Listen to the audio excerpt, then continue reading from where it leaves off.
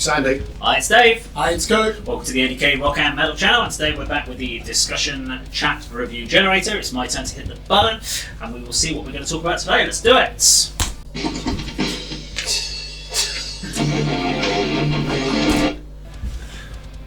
Okay, it's a Joker question. This has been sitting on my thing. So, what non-rock or non-metal have you been listening to this week, and why? So we had a guilty pleasure thing where we actually count ourselves as non-rock. Have you listened to anything that's been non-rock and non-metal that you've purposely chosen? Not like it's just turned up on the radio in the background in the room, and it's been non-rock, non-metal, and what was it and why? I mean, the simple answer, I could just say no, but in my job of driving a van all day, every day, I haven't just been listening to rock and metal. I have been listening to some Alan Parker's audiobook. Big Beacon. Aha! Big Beacon, and it's absolutely brilliant. Read by Alan himself, and it's just like watching. Well, it's a long book. I think it's about 7 hours long, chapter by chapter. And it's really, really good.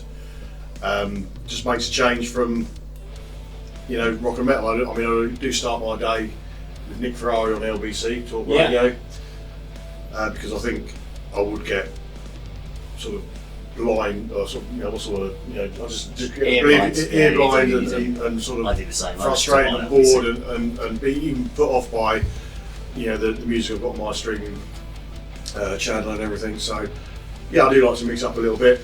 It's actually quite easy just to listen to it all day, every day, but I do break it up. And the non-rock and metal thing I've been listening to this week is Nick Ferrari, first of all, from 7 AM, and then a bit of Big Beacon on Audible, Alan Partridge. Okay. Kirk?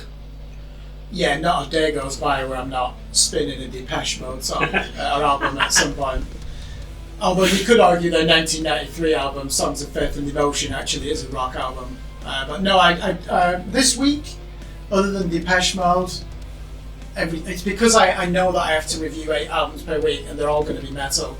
So I do like a palate cleanse. Earlier this year I was listening to a lot of synth pop from the early 80s after watching a documentary called Synth Britannia. And I mean everything, so even like Thompson Twins, that great band Japan, you could argue they're an art rock band. Yeah. Even that band Talk Talk started out as a synth pop band and then ended up becoming arguably pioneers of post-rock. So yeah, I do listen to stuff outside of metal.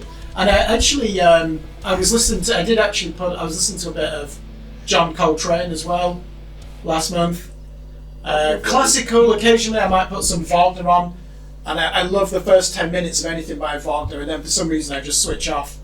So I've never really been able to get into the great classical artists. So other than a bit of electronic music, Kraftwerk, Depeche Mode, it is mainly metal. That's because I need to spend most of my time preparing reviews.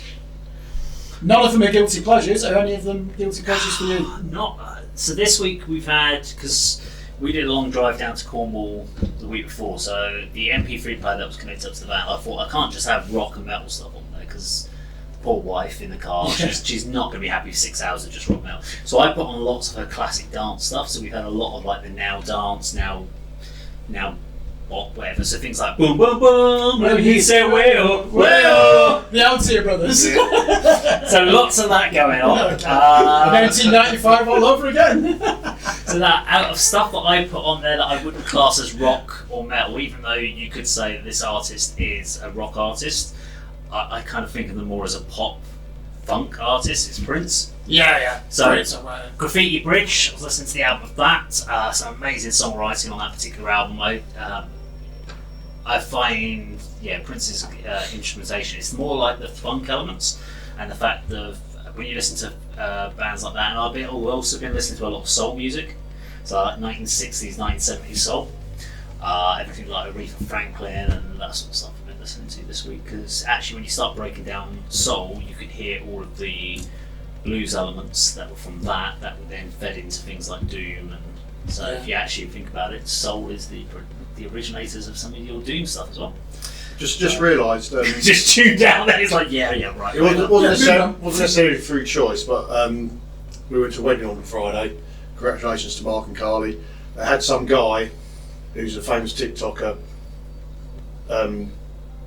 improvising his saxophone over some I classic, saw some pictures some of that. Yeah. classic dance music. So that was kind of enforced upon us. I mean, I'm sure he's very talented, but he seemed to be ad-libbing a little bit too much over these classic sort of Ibiza dance songs, where he could have complimented them a bit more from a musician's point of view. Right. You know, what I mean, it was showboating a little bit, but I guess you could say that's what I listened to That's this what week you were as well. listening to. Well, let us know in the comments down below what have you been listening to that was non-rock and non-metal. You'd always be greatly appreciated. It's always interesting to see what other people are doing. Thank you very much for watching. See you on another video sometime very soon.